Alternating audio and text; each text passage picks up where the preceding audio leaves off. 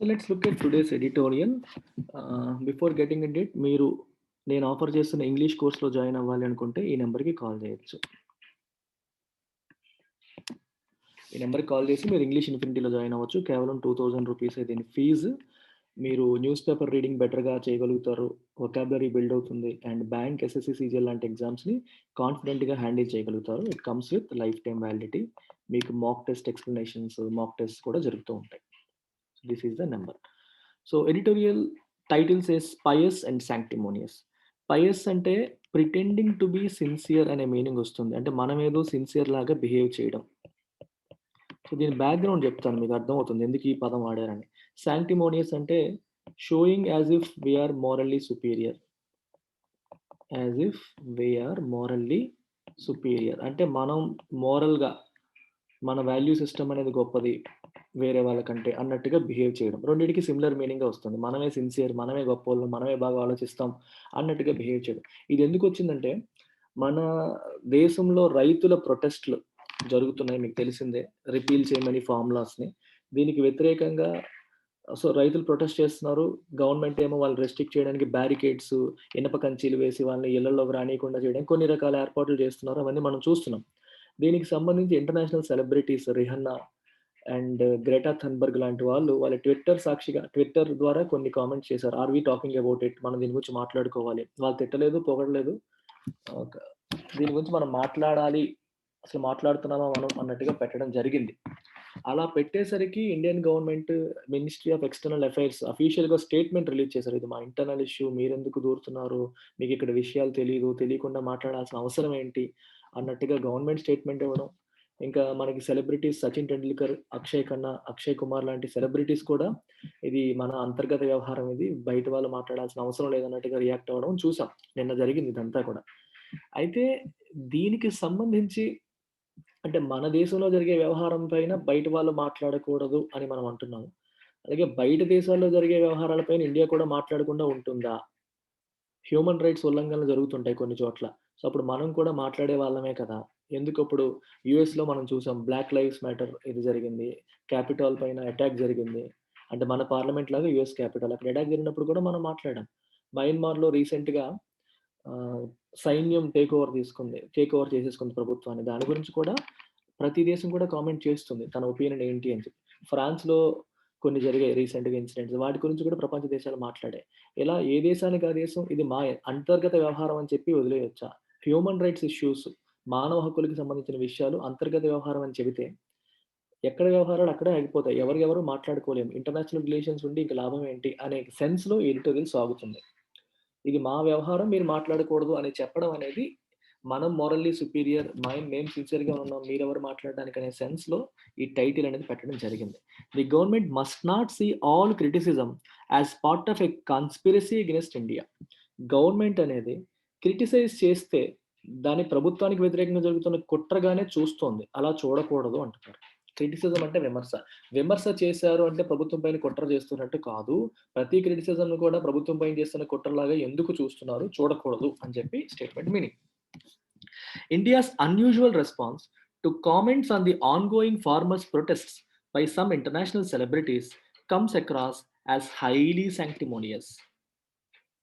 ఇప్పుడు ఆన్‌గోయింగ్ అంటే ప్రస్తుతం జరుగుతున్న ఫార్మర్స్ ప్రొటెస్ట్స్, రైతుల యొక్క నిరసనల పట్ల సమ్ ఇంటర్నేషనల్ సెలబ్రిటీస్ కొన్ని కామెంట్స్ చేశారు. ఆ కామెంట్స్‌కి ఇండియా ఇచ్చిన రెస్పాన్స్ అది అన్‌యూజువల్ రెస్పాన్స్. అన్‌యూజువల్ అంటే బేసికల్‌గా ఎవరో ఏదో కామెంట్ చేస్తే మనం వెంటనే రియాక్ట్ అయ్యి గవర్నమెంటే స్టేట్మెంట్ ఇవ్వాల్సినంత పని లేదు. కానీ ఈసారి government ministry of external affairs ద్వారా స్టేట్మెంట్ ఇప్పించింది. సో, అందుకే అన్‌యూజువల్. అది అవసరం లేదు. అంత ఎళ్ళాల్సిన పనేముంది. అన్‌యూజువల్‌గా రెస్పాండ్ అవ్వడం అనేది కమ్స్ అక్రాస్ యాస్ హైలీ సాంక్టిమోనియస్. మీరు మమ్మల్ని క్వెషన్ చేయడానికి లేదు. మేము కరెక్ట్ గానే ఉంటాము. వి ఆర్ సుపీరియర్ అనే సెన్స్ లాగా వస్తోందది. The temptation of sensationalist social media hashtags and comments, especially when resorted to by celebrities and others, is neither accurate nor responsible. ఇదంతా కోట్స్‌లో ఉంది. సో, కోట్స్‌లో ఉందంటే it is an official statement given by someone. ఎవరిచ్చారు? The ministry of external affairs said in a statement. Direct స్పీచ్‌లో రాశారు. Ministry of external affairs యొక్క statement ఏంటి? The temptation of sensationalist social media hashtags and comments. Temptation అంటే ఏంటంటే, మనం ఏదన్నా చేస్తే మొత్తం సెన్సేషన్ అయిపోవాలి అని ఎవరన్నా అనుకుంటా ఉంటారు. సో, అదొక చిన్న టెంప్టేషన్ ఉంటుంది. సోషల్ మీడియాలో మనం ఒక హ్యాష్ ట్యాగ్ పెట్టి వరల్డ్ వైడ్ ట్రెండ్ చేసేస్తే మొత్తం అందరూ మన గురించే మాట్లాడుకుంటారు అనుకునే టెంప్టేషన్ ఏదైతే ఉందో, ఎస్పెషల్లీ ఎవరు resorted to buy celebrities and others. సెలబ్రిటీలు మరియు అదర్స్ ఇలా టెంప్ట్ అయ్యి సోషల్ మీడియాలో విషయాల్ని హైలైట్ చేసి పెద్దవి చేయడం అనేది నెయిదర్ యాక్యురేట్ నార్ రెస్పాన్సిబుల్. ఓకే. ఎస్పెషల్లీ సెలబ్రిటీస్ చేయడం వల్ల ప్రపంచమంతా తెలుస్తూ ఉంటుంది. ఇక అందరూ దీని గురించే మాట్లాడుకునేలా అవుతుంది. ఇలా విషయాన్ని పూర్తిగా తెలుసుకోకుండా ఇండియాలో ఏం జరుగుతుందో మీకు పూర్తిగా తెలీదు. తెలియకుండా మీరు మాట్లాడేస్తున్నారనేది మినిస్ట్రీ ఆఫ్ ఎక్స్టర్నల్ అఫైర్స్ యొక్క ఉద్దేశం. గవర్నమెంట్ యొక్క వ్యూలో న్యాయం ఉంది. కానీ ప్రతి చిన్నదానికి గవర్నమెంటే రెస్పాండ్ అయిపోతూ ఉంటే ఇంకేంటి ఉపయోగం అనేవాళ్ళు అంటారు. మన పని మనం చేసుకుంటా వెళ్ళాలి. లేదా అనే ఛాన్స్ ఇవ్వకుండా ఉండాలి. అంటున్నారు కదా అని చెప్పి మనం కంగారు పడితే ఏంటి ఉపయోగం అనే సెన్స్ ఇక్కడొస్తుందన్నమాట. అండ్ రిసార్ట్ టు అనే పదం చాలా interesting word. It's a verb. If you resort to something అంటే నువ్వు అన్ని రకాలు చూసావు. ఇంకేమీ లేక చివరికి అది చేసావు. అంటే చివరికి ఆ మార్గాన్ని ఎంచుకున్నాము అనే సందర్భంలో మనం రిసార్ట్ టు అంటాం. ఓకే. సెలబ్రిటీస్ కూడా if they resort to something they have turned to that. అంటే they have taken to that. అంటే ఆ పని చేయడం వైపు వచ్చేసారని. మీకు బెస్ట్ ఎగ్జాంపుల్ చెప్పాలంటే రిసార్ట్ టు అనే పదం ఎప్పుడు వాడతారంటే లాస్ట్ రిసార్ట్ అని చూడండి. Last resort and resort to ఈ జనరల్‌గా వాడే సిట్యుయేషన్ చెప్తున్నాను. ఇక్కడ వేరే సందర్భంలో వచ్చింది. బట్ జనరల్‌గా ఈ పదాలు ఎక్కడ వాడతారు? When you have exhausted all other options and you are left with only one option. అన్నీ అయిపోయాయి. నాకు ఏ అవకాశం లేదు. సో, చిట్ట చివరికి నేను ట్రై చేస్తున్నాను. మీకు బెస్ట్ ఎగ్జాంపుల్ ఒక వ్యక్తి జీవితంలో అన్ని రకాలుగాను కష్టపడి సక్సెస్ సాధించలేక సఫర్ అయ్యి అదే మీరు సినిమా వాళ్ళు గాని స్పోర్ట్స్‌లోనూ చూస్తూ ఉంటాం. వాళ్ళు స్పోర్ట్స్ కోసం, సినిమాల కోసం చదువుని అన్నిటిని నెగ్లెక్ట్ చేస్తారు. సో, ఉద్యోగాలు రావు. సో, వాటి కోసమే జీవితం అంతా ధారపోస్తారు. అన్‌ఫార్చునేట్‌లీ వాటిలో సక్సెస్ అయితే పర్లేదు. సక్సెస్ కానప్పుడు ఏమవుతుందంటే మనం there are instances when they resort to begging also. వాళ్ళు బెగ్గింగ్ కూడా చేసే పరిస్థితి వస్తుంది. ఎందుకంటే వేరే ఏం చేయడానికి లేని పరిస్థితికి దిగజారిపోయి last resort as a last resort they have gone for begging. They have taken begging as the last resort. చిట్ట చివరి ఆప్షన్ కింద తీసేసుకుంటారు. అలా చిట్ట చివరి ఆప్షన్ కింద వేరేది లేనప్పుడు అన్నీ అయిపోయాక చేస్తున్నాం అనే సందర్భంలో మనం ఈ రెండిటిని వాడుతూ ఉంటాం ఈ పదాల్ని. అయితే ఇక్కడ ఆ సిట్యుయేషన్ ఏమీ లేదు. ఇక్కడ నార్మల్‌గానే వాడారు. ఓకే. సెలబ్రిటీస్ ఈ పని చేసినప్పుడు ఈ పని చేయడం అనేది నెయిదర్ యాక్యురేట్ నార్ రెస్పాన్సిబుల్. అది యాక్యురేట్ కాదు మరియు రెస్పాన్సిబుల్ బాధ్యతాయుతమైన ప్రవర్తన కూడా కాదు అని మినిస్టర్ ఆఫ్ ఎక్స్టర్నల్ అఫైర్స్ ఒక స్టేట్మెంట్‌లో చెప్పింది. It advised these celebrities to ascertain facts and properly understand the issues at hand before rushing to comment on such matters. అదేం చెప్పింది? ఈ సలహా ఏం చెప్పింది మినిస్టర్ ఆఫ్ ఎక్స్టర్నల్ అఫైర్స్? మీరు ఫ్యాక్ట్స్ తెలుసుకోండి first. And properly understand the issues at hand. అసలు ఇష్యూస్‌ని కరెక్ట్‌గా అర్థం చేసుకునే ప్రయత్నం చేయండి.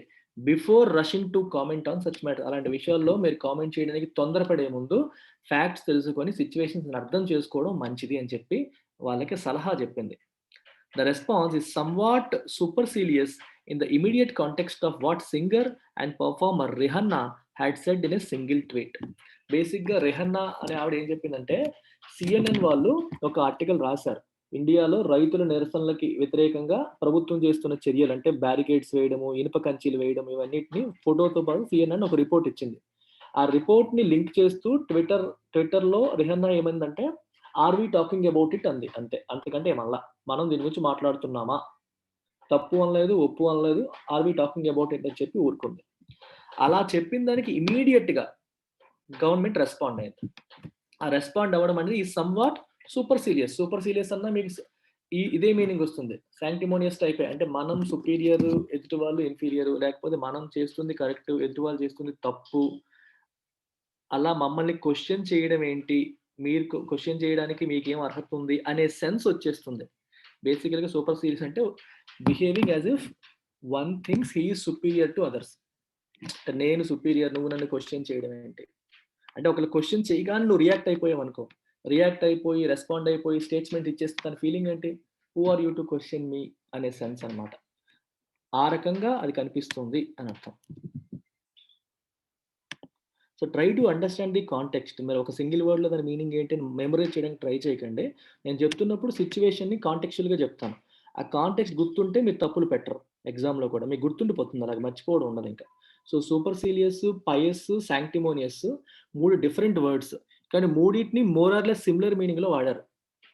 అంటే వాటికి ఆ 2 మీనింగ్స్ ఉంటాయన్నమాట. ఈ సిమిలర్ మీనింగ్‌లో వాటిని వాడడం అనేది వచ్చింది. అబ్జర్వ్ చేయండి అది. She had asked why the issue was not being talked about more.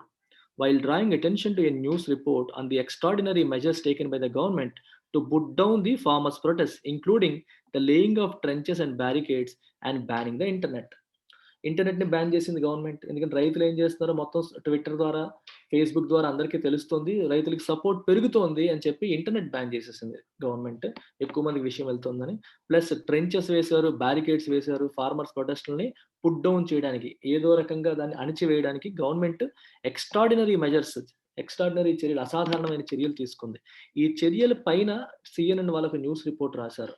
ఆ న్యూస్ రిపోర్ట్ వైపు అటెన్షన్‌ని డ్రా చేస్తూ ఈ ఇష్యూ గురించి ఎందుకు మాట్లాడట్లేదు అని చెప్పి తను అడిగింది. రిహన్నా తన ట్వీట్‌లో అడిగింది. Other international personages who had ventured to talk about the issue included some lawmakers from the US and the UK too.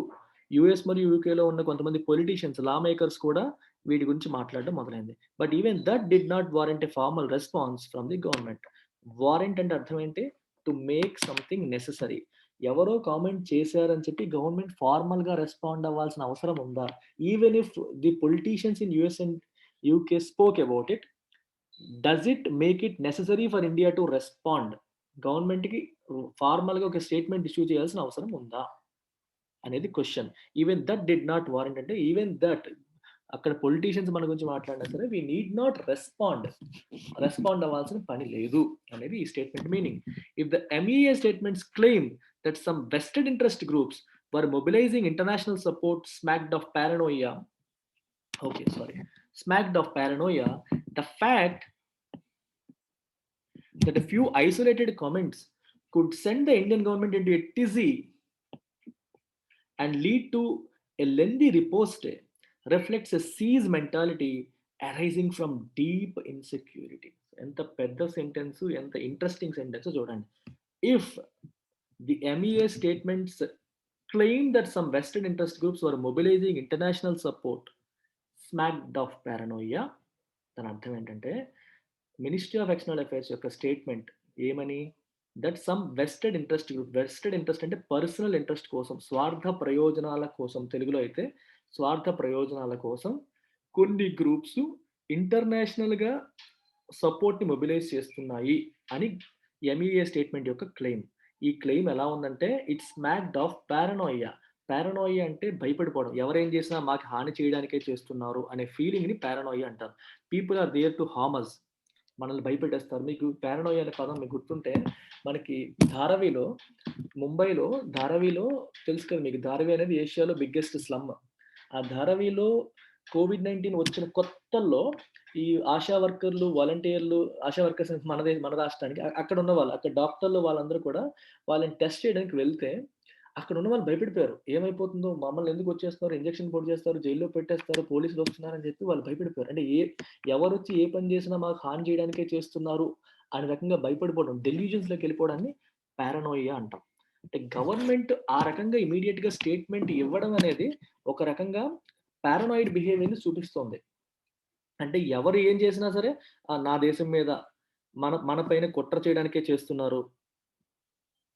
Okay. మన పైన కుట్ర చేయడానికే చేస్తున్నారు అనే రకంగా బిహేవ్ చేయడం అన్నమాట.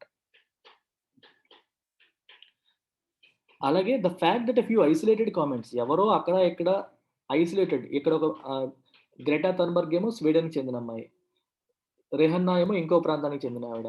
యూఎస్‌లో ఒకళ్ళు, యూకేలో ఒకళ్ళు. వివిధ దేశాల్లో వివిధ మంది ఐసోలేటెడ్‌గా చేసిన కామెంట్స్, ఆ కామెంట్సే could send the Indian government into a tizzy. Tizzy అంటే కంగారు, నెర్వస్ స్టేట్. ఎవరో ఎక్కడో కామెంట్స్ చేస్తే గవర్నమెంట్ నెర్వస్ అయిపోతోంది అనే విషయం దేన్ని రిఫ్లెక్ట్ చేస్తుంది? And lead to a lengthy riposte. Riposte అంటే అర్థం ఏంటంటే మనల్ని ఎవరైనా క్రిటిసైజ్ చేశారనుకోండి, దానికి ఇమ్మీడియేట్‌గా రెస్పాండ్ అయిపోవడం. ఇంత పెద్ద స్టేట్మెంట్ ఇవ్వడం. A remark that is given in response to a criticism is called riposte. మనల్ని క్రిటిసైజ్ చేసి దానికి రెస్పాండ్ అవుతూ మనం ఇచ్చిన రిమార్క్‌ని రిపోస్ట్ అంటారు. అంటే ఎవరో ఐసోలేటెడ్‌గా కొన్ని కామెంట్స్ చేస్తే దానికి ఇండియన్ గవర్నమెంట్ నర్వస్ అయిపోయి ఇమ్మీడియేట్‌గా ఒక లెంథీ రెస్పాన్స్ ఇచ్చేయడం అనేది it reflects a seize mentality arising from deep insecurity. Insecurity ఎక్కువగా ఉండేవాళ్ళు, తమ గురించి తాము సెక్యూర్‌గా ఫీల్ అవ్వకుండా ఇన్‌సెక్యూర్‌గా ఫీల్ అయ్యేవాళ్ళు, ఎవరేం చేసినా మాకు అన్యాయం చేయడానికే చేసేస్తున్నారు, మా మీదే పడిపోతున్నారు, మమ్మల్ని ఇబ్బంది పెట్టడానికే చేస్తున్నారు అనే బిహేవియర్‌ని, అనే మెంటాలిటీని అది రిఫ్లెక్ట్ చేస్తుంది. సీజ్ మెంటాలిటీని రిఫ్లెక్ట్ చేస్తుంది అని చెప్పి అంటున్నాను. సీజ్ మెంటాలిటీ అనేది పారనోయియా అన్నా, సీజ్ మెంటాలిటీ అన్న ఇవన్నీ కూడా సిమిలర్ మీనింగ్‌లొస్తాయి. ఒక డిఫెన్సివ్ మెంటాలిటీ. ఏం చేసినా మమ్మల్ని మన దేశాన్ని హాని చేయడానికి లేదా మన బీజేపీ గవర్నమెంట్‌ని ఇబ్బంది పెట్టడానికే చేస్తున్నారు అని ఇమ్మీడియేట్‌గా ఫీల్ అయిపోయి రెస్పాండ్ అయిపోవడం. ఓకే. ఆ ఇన్‌సెక్యూర్ ఫీలింగ్ ఉంటే అలా ఉండదు. ఇన్‌సెక్యూరిటీస్ నుంచి ఇవన్నీ వస్తాయి అని ఈ స్టేట్మెంట్ చెప్తోంది. Whether it is organized dissent within the country or informal criticism from elsewhere, it sees everything as a conspiracy against itself, a design on the country's unity and the stuff of propaganda. Organised dissent. Dissent అంటే నిరసన. మీకు తెలిసిందే. Organised అంటే ప్రాపర్‌గా అందరూ మాట్లాడుకొని, కూర్చొని మనం నిరసన వ్యక్తపరుద్దాం అని చెప్పి రైతులు రోడ్డు మీదకొచ్చారు. ఇలాంటి డిసెంట్ గాని, లేదా ఇన్ఫార్మల్ క్రిటిసిజం ఫ్రమ్ ఎల్స్‌వేర్, బయట నుంచి ఎవరైనా ఇన్ఫార్మల్‌గా ఇండియా ఇండియా గురించి క్రిటిసైజ్ చేసినా సరే, it sees everything as a conspiracy. ఎవరు ఏదన్నా సరే మన దేశం పట్ల జరుగుతున్న కుట్ర కిందే చూస్తుంది. గవర్నమెంట్, దేశం అని కాదు ఇక్కడ. గవర్నమెంట్ తన పైన చేస్తున్న కుట్ర కిందే, కాన్స్పిరసీ కిందే చూస్తోంది. A design on the country's unity, ఈ దేశ యూనిటీని, ఐక్యతని చెడగొట్టడానికి చేస్తున్న ప్లాన్ కింద చూస్తుంది. ఇక్కడ డిజైన్ అంటే మీనింగ్ చూడండి. Design is a dishonest plan అనే మీనింగ్ ఇక్కడొస్తుంది. డిజైన్‌కి చాలా మీనింగ్స్ ఉన్నాయి. మామూలుగా బ్లౌజ్ డిజైన్, డ్రెస్ డిజైన్ ఆ మీనింగ్ కాదు. ఏ డిజానెస్ట్ ప్లాన్ అంటే ఎదుటి వాళ్ళని ఇబ్బంది పెట్టడానికి, వేరే దేశంలో సమస్యలు సృష్టించడానికి చేసిన ప్లాన్‌ని మనం డిజైన్ అంటారు. ఆ సందర్భంలో వాడారు. A design on country's unity and the stuff of propaganda. What is the meaning of propaganda? Propaganda అంటే ఒక రాంగ్ మోటివ్‌తో, ఒకళ్ళకి ఒక రాంగ్ నోషన్‌ని ఆపాదించడానికి చేసే ప్రయత్నం ప్రొపగాండా.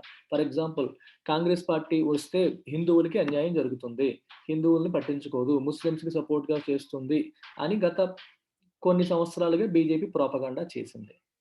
సో, కాబట్టి కాంగ్రెస్‌కి మనం ఈ మెజారిటీ హిందువులే ఉంటారు కాబట్టి ఆబ్వియస్‌గా ఎక్కువ మంది బీజేపీకి సపోర్ట్ చేస్తూ వచ్చారు. బీజేపీ మాత్రమే హిందువుల్ని కాపాడుతోంది అనే వ్యూ వాళ్ళు తీసుకురావడం జరిగింది.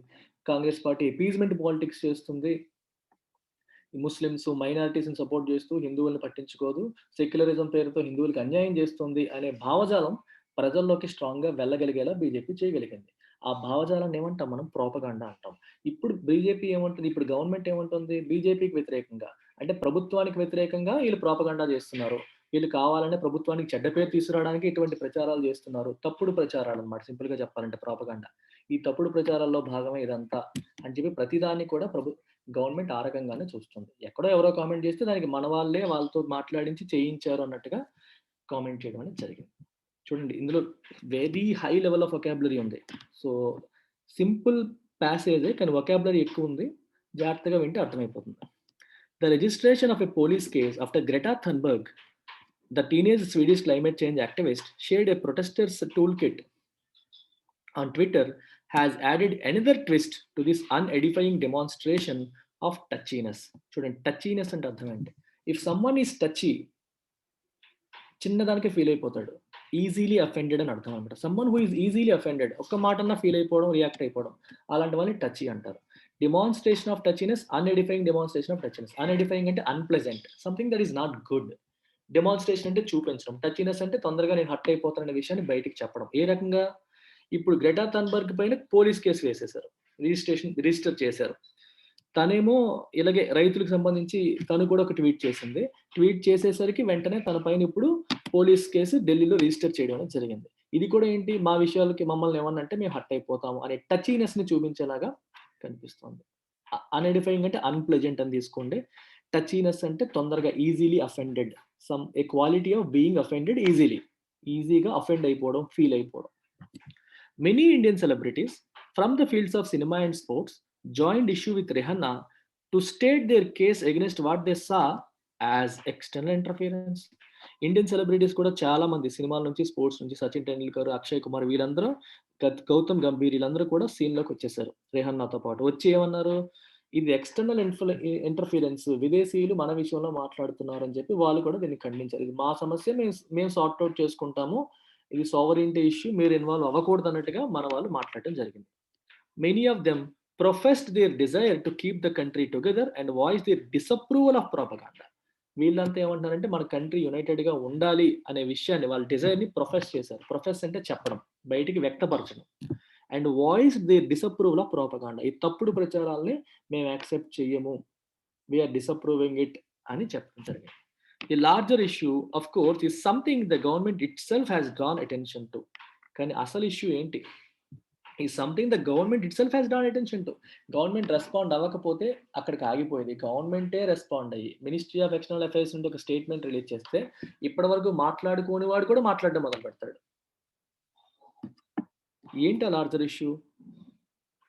What is the limit to the claim that a problem is a country's internal matter and something those outside its borders are not entitled to comment upon. Government ఇప్పుడు కొత్త ఇష్యూకి అటెన్షన్ తీసుకొచ్చింది. ఇక్కడ రైతుల విషయంలో రెహన్నా మాట్లాడడం అనేది ఇప్పుడు ఇష్యూ కాదు. మా విషయంలో మీరు మాట్లాడకూడదు, ఇది ఇంటర్నల్ అఫైర్స్ అని చెప్పి గవర్నమెంట్ ఒక స్టేట్మెంట్ ఇచ్చింది చూడండి, అది పెద్ద ఇష్యూ అయింది ఇప్పుడు. ఎందుకంటే what is the limit to the claim that A problem is a countries internal matter. ఒక ప్రాబ్లం కంట్రీస్ ఇంటర్నల్ మ్యాటర్, బయట వాళ్ళు మాట్లాడకూడదు అన్న విషయానికి లిమిట్ ఏంటి? ఎంతవరకు మాట్లాడకూడదు? అంటే ఏం జరిగినా మాట్లాడకూడదా? అంటే విదేశాల్లో ఏం జరిగినా ఇండియా మాట్లాడకుండా ఉంటుందా? మన దేశంలో ఏం జరిగినా ఎవరు మాట్లాడకూడదా? దానికి what is the limit for that అనేది question. Given India's recent comment voicing concern over the military takeover in Myanmar, మయన్మార్లో మిలిటరీ టేక్ ఓవర్ చేసుకుంది ప్రజాస్వామ్యబద్ధమైన గవర్నమెంట్ని, దాని గురించి ఇండియా తన కన్సర్న్, తన ఆందోళన వ్యక్తపరిచింది. Or the attack on Capitol Hill in the యుఎస్లో యుఎస్ పార్లమెంట్ క్యాపిటల్ హిల్, దానిపైన అటాక్ పైన కూడా ఇండియా మాట్లాడింది. And it's often expressed views on developments in neighbouring countries. మన పక్కనున్న కంట్రీస్లో జరిగే హ్యూమన్ రైట్స్ ఉల్లంఘనల గురించి కూడా మనం మాట్లాడుతూ ఉంటాం. ఇవన్నీ మనకు తెలుసు. It requires no iteration that some issues that are bearing on human rights, survival of democracy and international relations do tend to invite comment. ఇది మరి చెప్పాల్సిన అవసరం లేదు. ఇట్ రిక్వైర్స్ నో ఐటరేషన్, మళ్ళీ చెప్పాల్సిన అవసరం లేదు. దేన్ని? సమ్ ఇష్యూస్, కొన్ని ఇష్యూస్ ఎటువంటివి? That have a bearing on human rights, మానవ హక్కులపైన ప్రభావం చూపించేవి. సర్వైవల్ ఆఫ్ డెమోక్రసీ సర్వైవల్, ప్రజాస్వామ్యం నిలబడడానికి అవసరమైన అంశాలు. అండ్ ఇంటర్నేషనల్ రిలేషన్స్, అంతర్జాతీయ సంబంధాలకు సంబంధించిన అంశాలపైన ఇష్యూస్ అనేవి do tend to invite comment. అవి ఖచ్చితంగా కామెంట్ని ఇన్వైట్ చేస్తాయంటే వెళ్ళి ఇన్వైట్ చేయడం అని కాదు. ఆ విషయాలు జరిగినప్పుడు ఆటోమేటిక్గా ఎవరో ఒకరు మాట్లాడతారు, ఖచ్చితంగా మాట్లాడతారు. మాట్లాడకుండా ఎవరు ఊరుకోరు.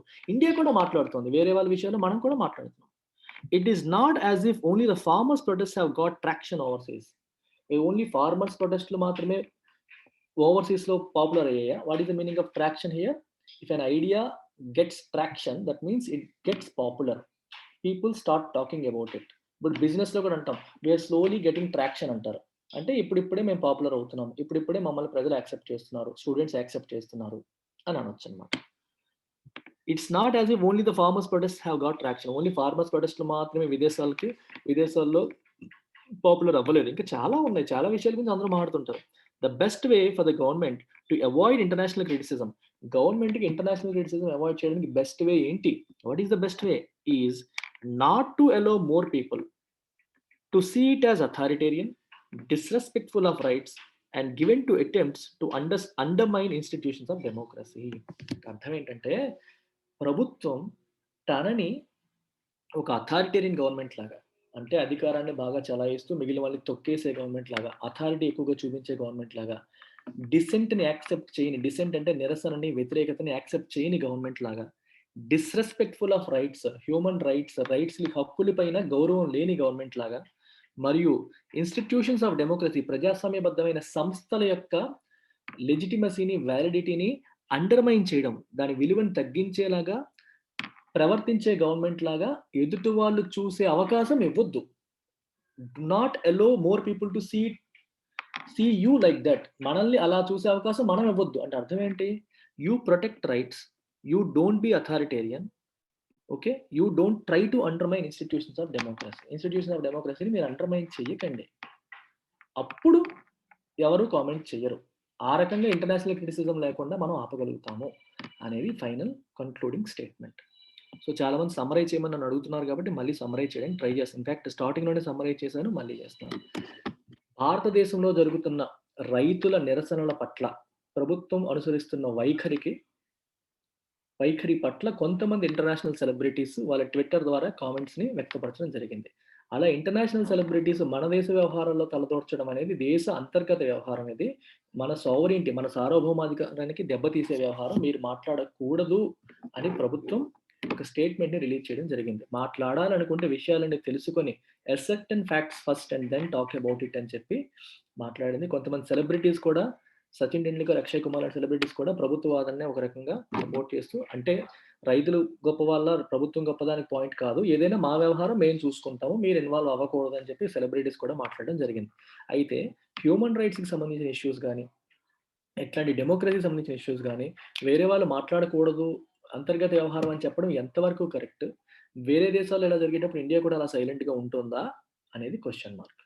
బేసికల్‌గా ఇవి ఇంటర్నేషనల్ ఇష్యూస్. ప్రపంచ దేశాలన్నీ ఒకదానితో ఒకటి మాట్లాడుకునేటప్పుడు హ్యూమన్ రైట్స్ వయలేషన్ జరిగినా సరే, లేకపోతే డెమోక్రసీని అండర్‌మైన్ చేసే కార్యక్రమాలు జరిగినా సరే, పీపుల్ టెండ్ టు టాక్. వాళ్ళు మాట్లాడకూడదు అనుకుంటే, ఆళ్ళకి మాట్లాడే అవకాశం ఇవ్వకుండా ప్రభుత్వం యొక్క ప్రవర్తన ఉండాలి అనేది concluding statement. Thank you very much. Take care.